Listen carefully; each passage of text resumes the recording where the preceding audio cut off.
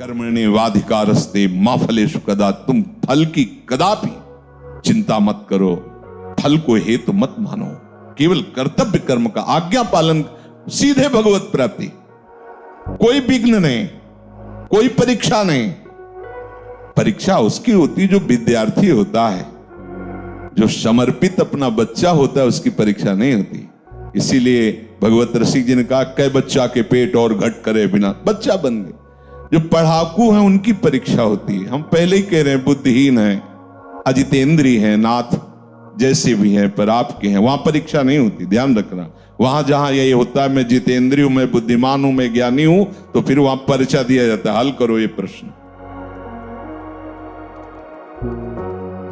ऐसे लोगों के बहुत से विरोधी बन जाते हैं और वो ऐसे दुर्गति के जाल में फंसता चला जाता है, निकलना मुश्किल होता है। कैसे लोग, मुझे सुख भोगना है, मस्त रहना है, चाहे दुनिया में आग लगे, पहली बात। दूसरी बात, जिन लोगों को ये विचार रहते हैं, अरे किसने देखा है भगवान को, मरने के बाद क्या होगा किसने दे, ये सब गपोड़ बातें हैं, ना लोक है ना परलोक है ना भगवान है, मौज मस्ती लो। ऐसा भी कर्तव्य कर्म का पालन नहीं कर सकता जिसके ऐसे विचार हैं, ना भगवान पर विश्वास है, ना लोक पर विश्वास है, ना धर्म पर विश्वास है। ऐसा स्वेच्छाचारी मनुष्य राक्षसी कहा जाता है। दूसरी जो सूत्र वृत्ति बताई गई, यह भी राक्षसी वृत्ति है। यह किसी भी पाप कर्म में उतर सकता है, जैसे ऊपर वाला भी ऐसे दूसरा भी, क्योंकि ना भगवान का भय है, ना उससे शास्त्र का भय है। शास्त्र का भय होता है, उसमें लिखा है कि ऐसा नहीं करना, भाई मैं नहीं करूंगा, उसमें लिखा है ऐसा। वो संत कह रहे थे, मैं ऐसा नहीं कहूंगा। वो गुरुदेव मैं ऐसा नहीं करूंगा, मैं ऐसा नहीं देखूंगा, मैं ऐसा नहीं बोलूंगा, क्योंकि संत कह रहे थे, गुरुदेव कह रहे थे, शास्त्र कह रहे थे, वही बच पाता है। लेकिन ये ऐसी बुद्धि वाले बहुत लोग मिलेंगे, कहां भगवान, कहां लोक परलोक, सब गपोड़ बातें, ओ मर के नरक जाना है, स्वर्ग जाना है, अरे सब मस्ती लो। ऐसा मनुष्य स्वेच्छाचारी हो जाता है, किसी भी पाप कर्म में वो भयभीत नहीं होता। बुरे कर्म का फल, परलोक में जाके दुख भोगना, सब गपोड़ मानता है, सब गप है, कहीं कोई नहीं।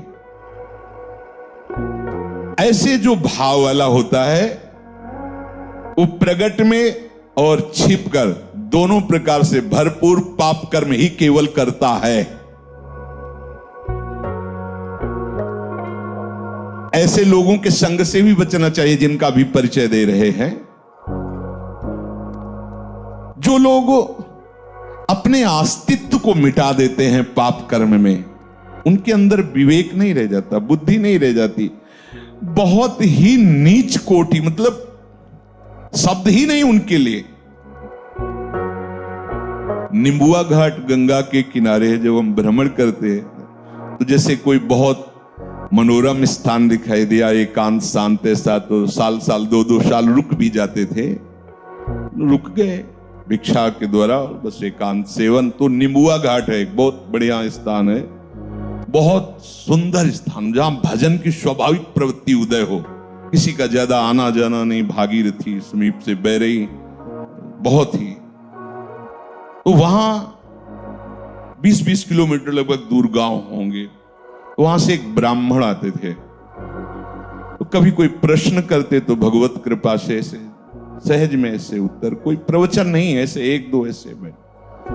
तो उनकी बड़ी श्रद्धा बढ़ी, तो एक बार वो अपने परिवार को लिवा के लाए, तो साथ में उनकी बेटी भी थी जो नवयुवती थी, तो ऐसे पूरी जली हुई थी, ऐसे पूरी ऐसे, यहां से ऐसे बड़ी सुंदर आकृति पर इधर से जली हुई। तो स्वाभाविक प्रश्न उनका, ये जन्म से ऐसा है इस बच्ची के, या उनका नहीं महाराज 1 मिनट लगेगा हमें बताने में। तो कहा नहीं, बताइए। बोले भगवत कृपा से हमारे पास सब कुछ है, जमींदारी रही बाप बाबा से, तो खूब धन संपत्ति है।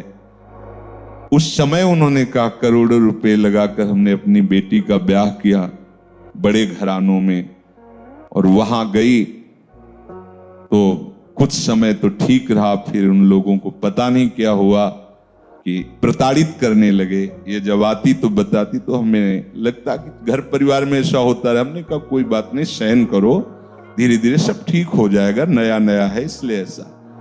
एक दिन उन्होंने उसे बांध दिया रस्सी से और मिट्टी का तेल डाल करके आग लगा दी। अब वो भगवान की लीला थी कि आग जो लगी तो सीधे रस्सी में ही लगी, पहले तो कुछ शरीर में लगी तो रस्सी जल्दी से जल गई तो जीना था, जीना से भागकर ऊपर छत में गई और पड़ोस के घर, पहले छप्पर होते थे ऐसे ऐसे आंगन बीच में, तो छप्पर में ऐसे गिर के और आंगन में गिरी जाके। अब ब्राह्मण परिवार के थे तो उनके परिवार के ही वो थे और उनके पास बंदूक आदि भी थी। तो देखा उनका बेटा ये क्या, तो उनका पापा और सब मिलकर हमें जला रहे हैं। उनका बिल्कुल निश्चित कंबल आदि से ढका उसको और बंदूक ले खड़े हो गए और कहा सबको गोली मार देंगे अगर हमारे घर आओगे। और फिर सूचना दी उनके पिता को, तो वो उनको, अब वो ऐसे, अब ये क्या है, क्या है, अर्थ भी है लेकिन पिशाच वृत्ति है, उनको पता नहीं कैसा घोर कर्म कर रहे। क्योंकि किसने देखा भगवान को, किसने देखा लोक परलोक को, मनमानी आचरण, कोई भी पाप प्रवृत्ति करने में उनको शर्म नहीं लगती। ऐसा, अरे तुम्हारी बेटी जब दूसरे के घर जाए ऐसा बर्ताव हो तो तुम्हें कैसा लगे, अरे ये कोई जलाने की वस्तु है। इस तरह से कोई प्रताड़ित करता है किसी को, राक्षस के सिवा और कौन कर सकता है। आसुरीम योनिमापन्नो मूढ़ा जन्मनि जन्मनि माम प्राप्य कौन्तेय ततो यांत्यधमाम गतिम। भगवान कहते ऐसे लोगों को घोर दुर्गति में देता हूं और बार बार भयानक पीड़ा देता हूं, गलित कुष्ठ, ये वो नर्क, दुनिया की दुर्गति, ना आंख ठीक से खुल रही है, ना शरीर सड़ रहा है, भोग किया मनमानी तो भोग उस। भगवान कह रहे हैं आसुरीम योनिमापन्ना मूढ़ा जन्म, ऐसे मूढ़ों को मैं जन्म जन्मांतर कष्ट देता है, स्वामी बोल रहे हैं स्वयं। तीसरा, ऐसे लोगों को बिल्कुल संग नहीं करना चाहिए जिनका परिचय दे रहे हैं। मेरा कोई क्या बिगाड़ लेगा,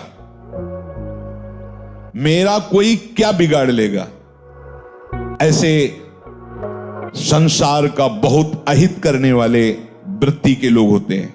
बहुत अहित कर, मेरा कोई क्या बिगाड़ लेगा, मैं जो करूंगा जो करूंगा। किसी से ये ठीक से बात भी नहीं करते, ऐसे लोग अहंकार से भरे रहते हैं। अभिमान के कारण इनकी शत्रुता ही बढ़ती रहती है। अपने बंधु बांधवों का भी ये हित नहीं कर सकते, ऐसे स्वभाव वाले लोग। ये फलस्वरूप सबसे घृणा करते हैं और स्वयं सबके घृणा के पात्र बन जाते हैं।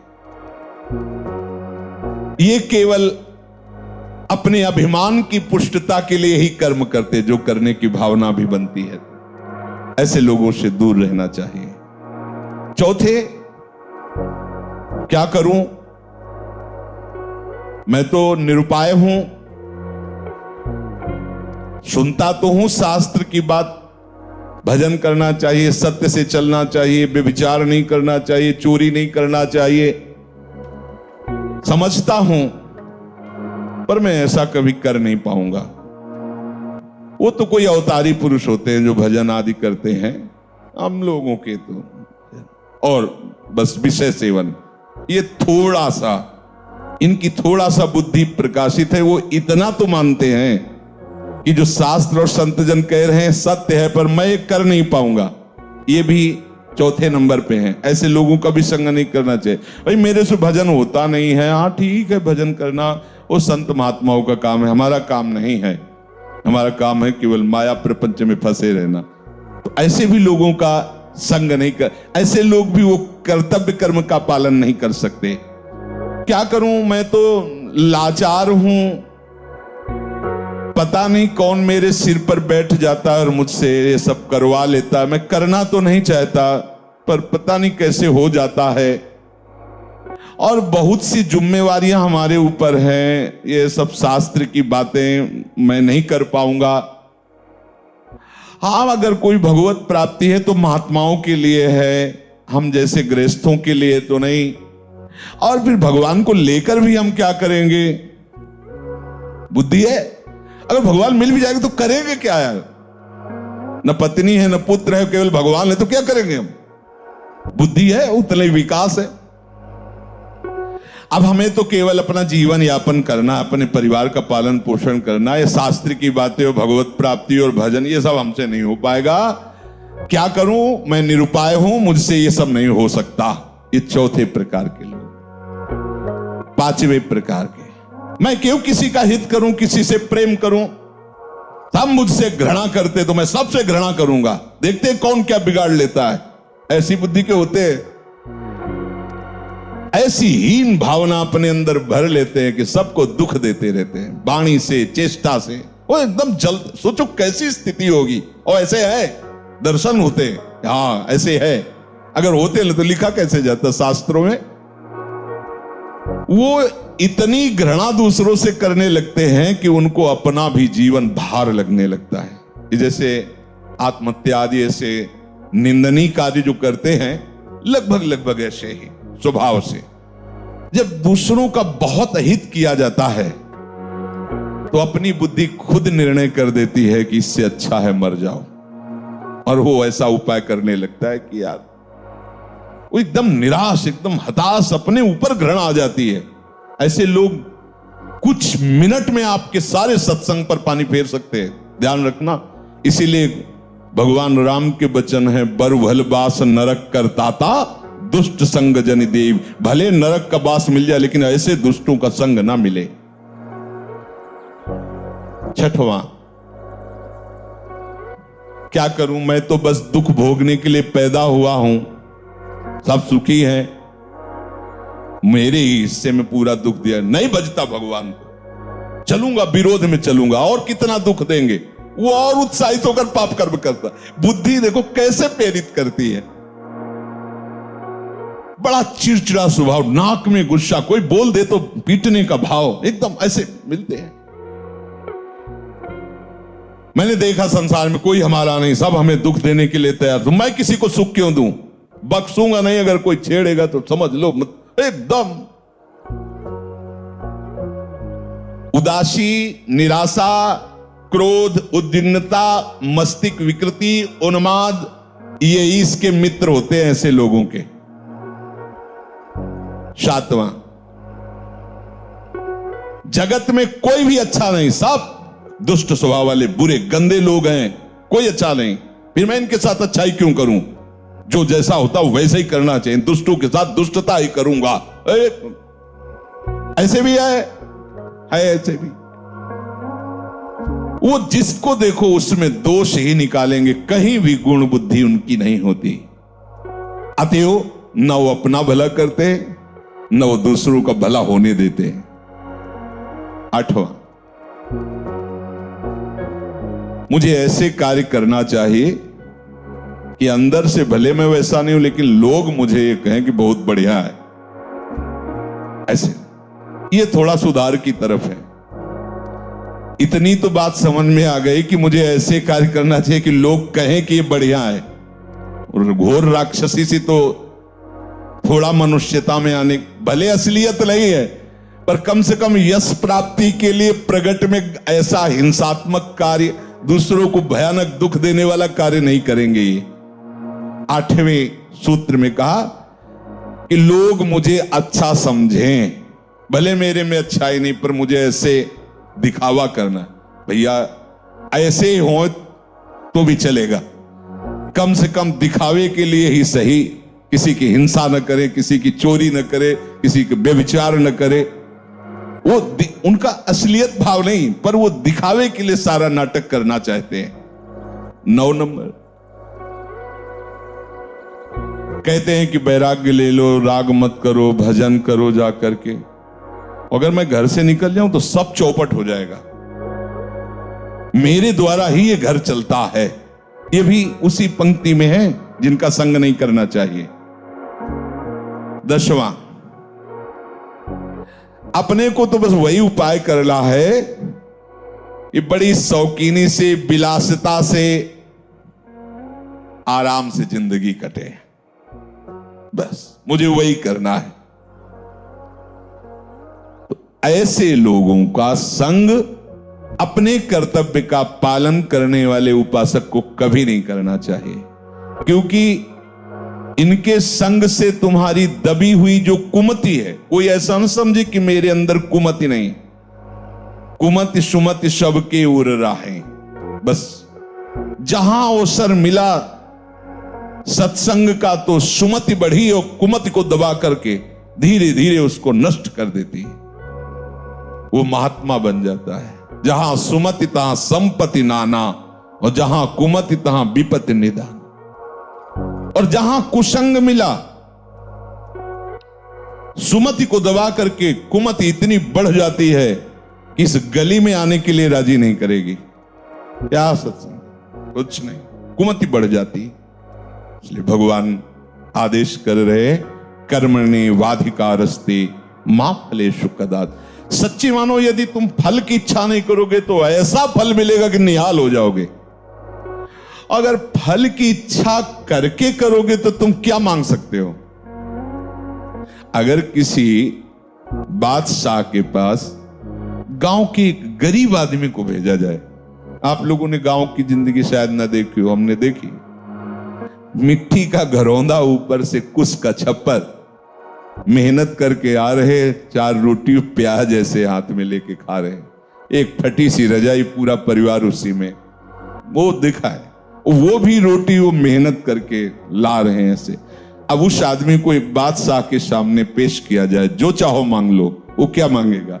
बहुत ये कहेगा कि हमारा घर पक्का बन जाए, और हिम्मत करेगा डरते हुए तो साल भर के लिए भोजन व्यवस्था कर दी जाए। वो क्या मांगेगा? अगर बादशाह के ऊपर छोड़ दे, हुजूर आप जो चाहें, तो वो अपनी लेवल से सोचेगा।